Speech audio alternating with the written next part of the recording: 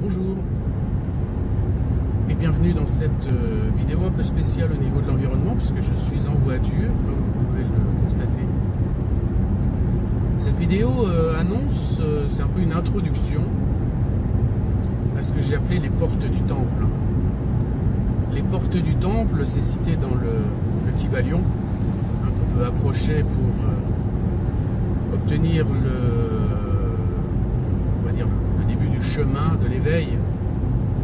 Ça annonce cette nouvelle conférence qui sortira cette année et que j'appellerai les portes du temple. Alors introduction, puisque ça va pas être le contenu intégral de la conférence. Cette conférence annonce une nouvelle ère un peu dans mon style aussi, dans le contenu aussi, bien que vous allez voir que beaucoup de choses étaient déjà présentes dans les conférences précédentes.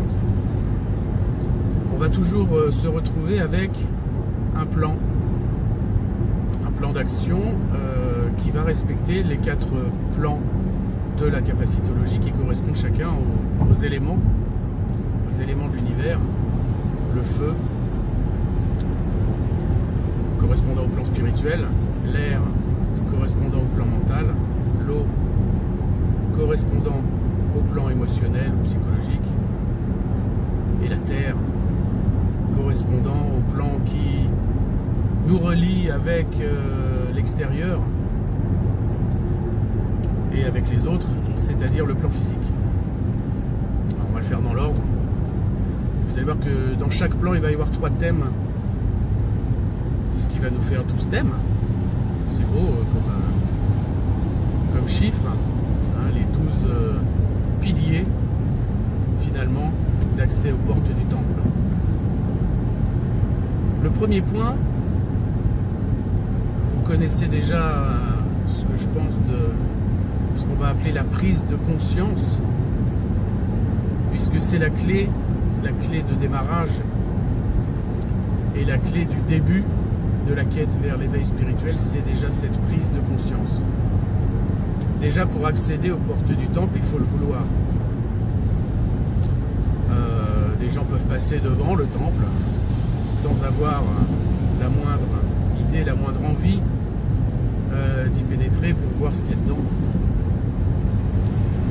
Eh bien, la première chose, c'est cette prise de conscience. La prise de conscience, ça symbolise un instant T, un instant précis où on décide, alors plus ou moins volontairement. Ça peut être involontaire lors d'un déclic, où on se dit waouh, je vais commencer cette quête vers l'éveil,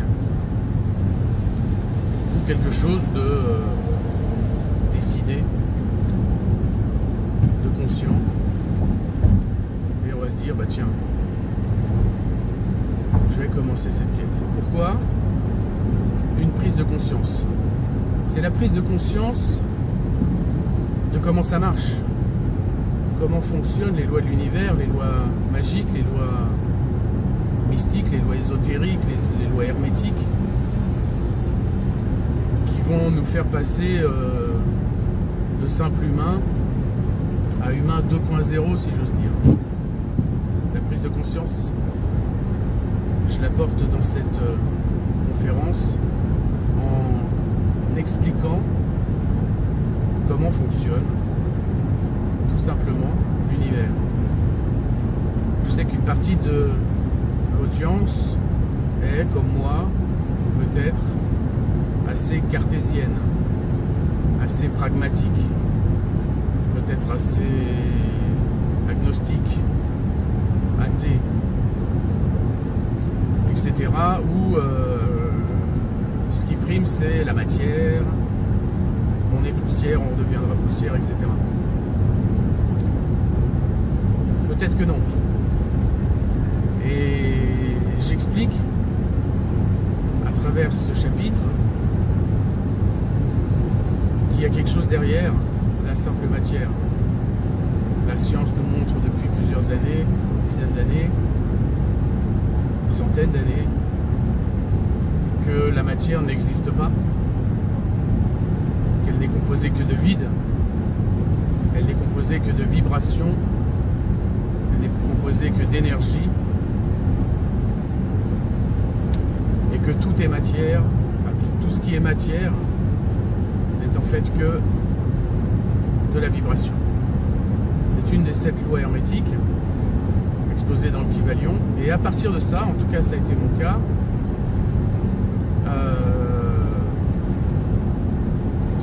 ça a fait le lien entre la vie de tous les jours, la vie physique, et ce qu'il y a au-delà de l'univers.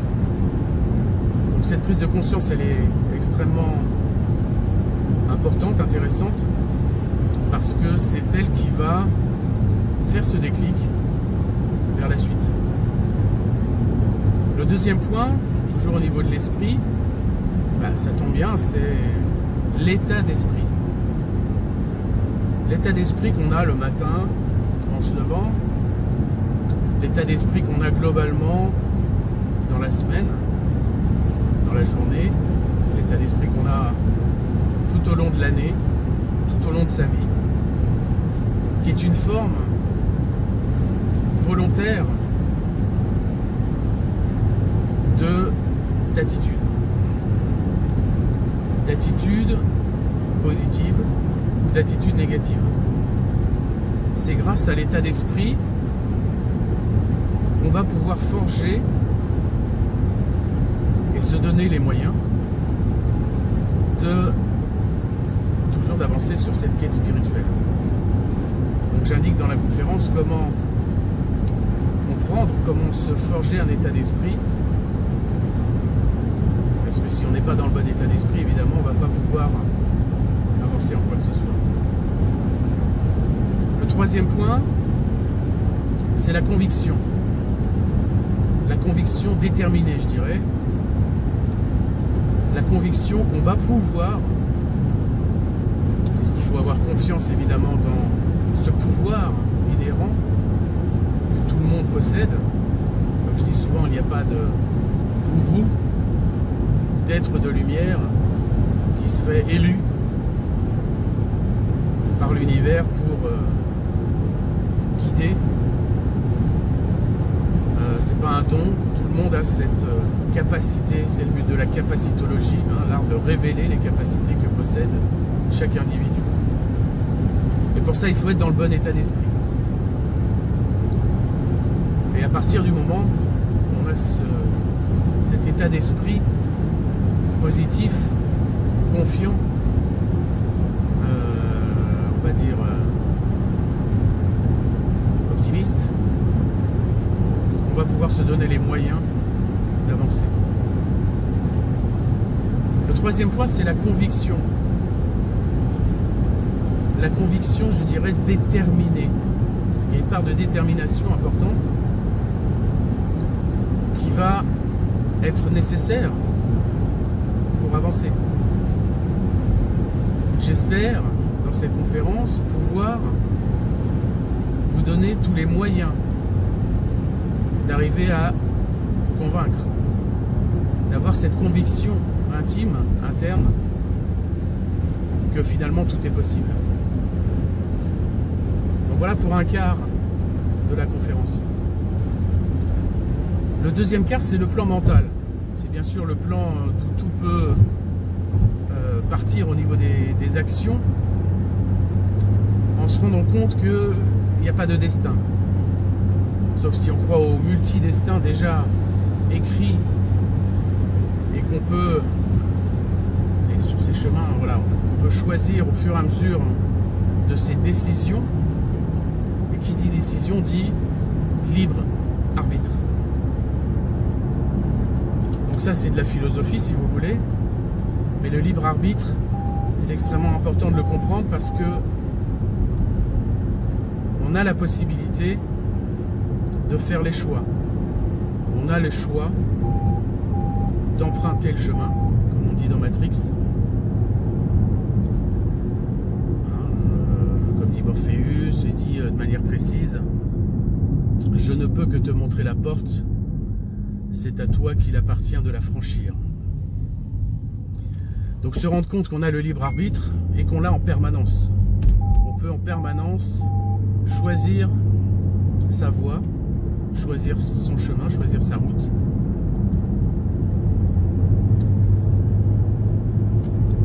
Et qu'on peut changer d'avis au cours de route. Et qu'il n'est jamais trop tard pour changer de chemin. Ça, c'est un proverbe indien qui dit si tu es sur la mauvaise voie, la mauvaise route, il n'est jamais trop tard pour faire demi-tour. Donc le libre arbitre, très important, qui est en général un chapitre qui est assez, qui fait réagir en conférence et sur lequel on passe un peu de temps. Deuxième point mental, c'est l'ambition. J'allais dire l'ambition illimitée. Il faut avoir de l'ambition. Non seulement la prise de conscience que les portes du temps sont à notre portée, mais l'ambition, ça indique,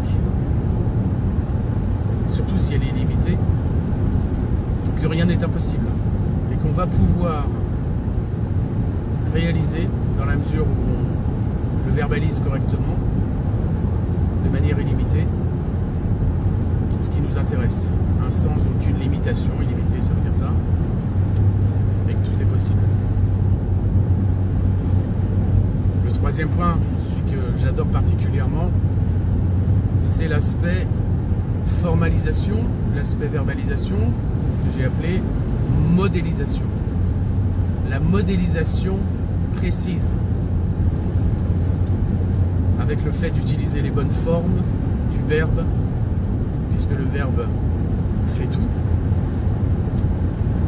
au niveau du temps, de la grammaire, de la syntaxe, de la graphie, limite, puisque là on va pouvoir dépasser le plan mental, mais pouvoir exprimer par écrit ou oralement notre ambition en la modélisant, donc en l'exprimant. Voilà pour ça. Ensuite, là on était dans le plan mental. Vous savez que le plan mental, on a l'impression qu'on est notre mental, mais c'est pas le cas. Vous le savez déjà. On est aidé par d'autres plans, et le plan émotionnel, le plan psychologique, a une part extrêmement importante. Les émotions sont générées pour qu'on les écoute et qu'on en prenne, qu'on les analyse. Il faut analyser ces émotions et elles vont nous permettre de voir si on est dans l'alignement. L'alignement, c'est un terme assez important. S'aligner, ça veut dire se mettre en accord avec notre ambition, avec notre prise de conscience. Je dirais que c'est un alignement positif qu'il faut avoir. Être en accord, tout simplement. Si on peut donner un exemple, si on recherche l'amour, par exemple, il est extrêmement important de s'aligner avec les conditions d'amour, s'aimer soi-même, et ne pas critiquer constamment les gens. Ok ? Deuxième point, c'est la motivation engagée. S'engager dans sa motivation, c'est-à-dire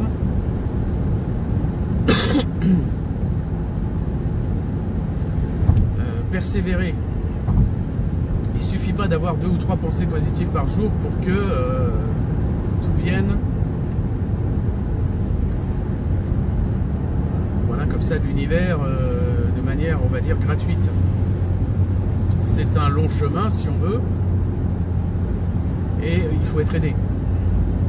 La motivation, ça se travaille à travers justement des conférences et à travers un effort.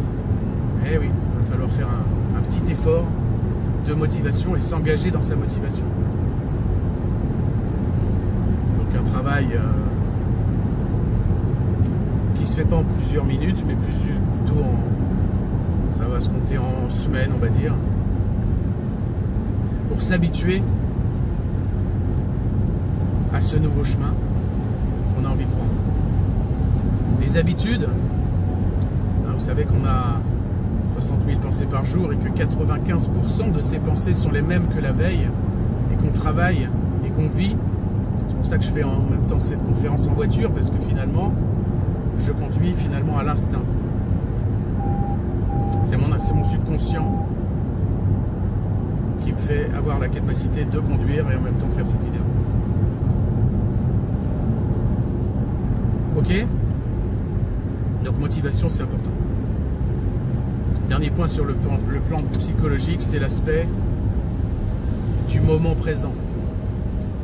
Ça, c'est un des chapitres qui est apparu en fait cette année dans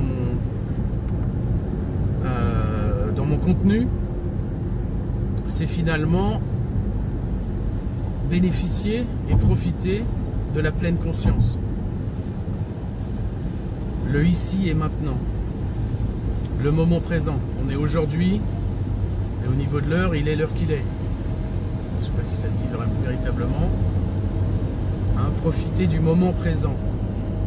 Oublier le passé et ne pas tenir compte et se faire guider en tout cas par ce qu'on a pu vivre, ce qu'on a vécu dans le passé, et sans se préoccuper non plus du futur. Il est inutile de tirer des plans sur la comète de manière infinie en permanence. Le futur, il peut s'arrêter dans 5 minutes. Voilà pour le plan émotionnel, hein, le plan psychologique. Le dernier plan dont je parlais, le plan terrien, le plan physique, le plan matériel, c'est d'abord la mise en application de ce qu'on apprend. Il ne sert à rien de suivre des conférences, de lire des livres, de voir des vidéos, si le contenu qu'on accepte, qu'on comprend, auquel on adhère, n'est pas mis en application. La mise en application, c'est dire, bah ça y est, maintenant je sais, ok, j'ai une prise de conscience, ok, j'ai un état d'esprit positif, je suis motivé, je suis engagé, j'ai le choix et je décide de, ben maintenant on y va. Mise en application. C'est tout bête, mais sans mise en application, ça ne sert à rien. Exemple, on veut l'abondance financière. La première des choses, c'est de mettre en application dans sa vie de tous les jours les moyens pour obtenir cette abondance financière. Faire un bilan de ce qu'on dépense. Si on gagne énormément mais qu'on dépense, si on gagne énormément mais qu'on dépense énormément, on va se retrouver avec un bilan nul. Donc c'est faire le point physiquement, concrètement, sur les points matériels, les points physiques qui vont nous aider et qui vont nous permettre de commencer à bénéficier physiquement et réellement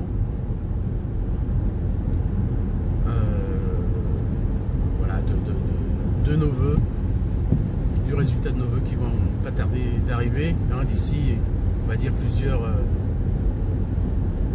semaines. J'insiste sur le fait qu'on peut tout changer en 3 semaines dans sa vie.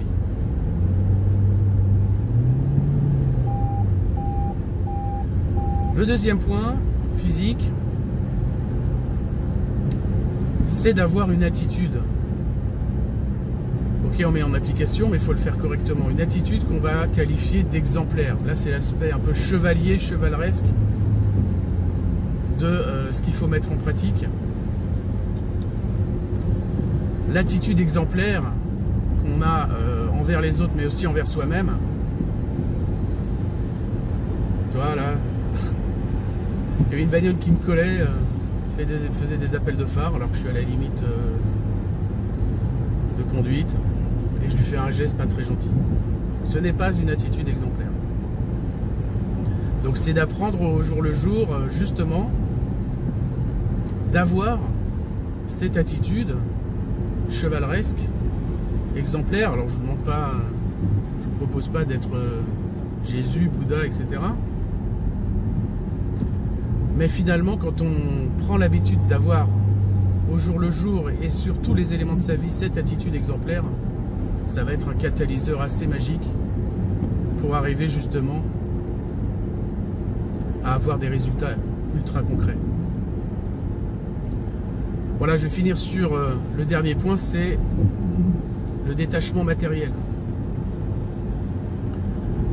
Ouais, sans trop déplatérer là, sur ça. Le détachement matériel, c'est comprendre que on est dans cette société de consommation, etc., assez victime de ce qu'on veut nous voir dépenser, consommer. Donc c'est un petit point aussi du chapitre concernant le plan matériel, puisqu'on est dans... Voilà. On est là-dedans. Donc voilà les 12 piliers de cette introduction aux portes du temple. Je vais mettre cette vidéo en ligne d'ici peu, dès que je serai arrivé en fait, et j'espère que voilà, ça peut vous intéresser au niveau de ce contenu. Alors ce sera au niveau du format une conférence de type un mélange entre livre audio et conférence live, que je vous proposerai aussi de donner en entreprise ou en association, on va dire tel que je le formule dans ma nouvelle dans ce nouveau format, dans ce nouveau style aussi. Vous allez voir que ça va être un petit peu plus péchu et un petit peu plus directif que d'habitude. Voilà, on va vraiment j'espère avoir des retours un peu plus concrets et actifs voilà, sur tout ça. Donc je vous dis à bientôt. N'hésitez pas, comme on dit toujours, à vous abonner à la chaîne. À l'heure, il doit y avoir plus de 500 abonnés. L'objectif est d'avoir 1000 abonnés à la fin de l'année, avant la fin de l'année. Vous savez peut-être que au niveau de YouTube, les youtubeurs ont des fonctionnalités qui leur sont accessibles au fur et à mesure qu'il y a un nombre d'abonnés. C'est pas simplement pour l'ego et mesurer son audience à travers ça. Et à 1000 abonnés, on a le droit de faire ce qu'on appelle un super chat au niveau de YouTube. Et on n'y a pas accès tant qu'on n'a pas 1000 abonnés. Un super chat, c'est la possibilité pendant les lives d'offrir un chat à toutes les personnes qui regardent la vidéo en même temps pour pouvoir faire leurs commentaires en live. Donc ça, j'aimerais bien voir ça sur YouTube. Donc diffuser cette vidéo et puis engager, voilà, proposer aux gens de s'abonner pour qu'il y ait un petit peu plus, on va dire, de chances d'avoir ces 1000 abonnés le plus vite possible en fait. Donc je vous souhaite une bonne journée. Que la force soit avec vous. Ça a déjà été utilisé comme terme, je crois. Et puis je vous dis à bientôt.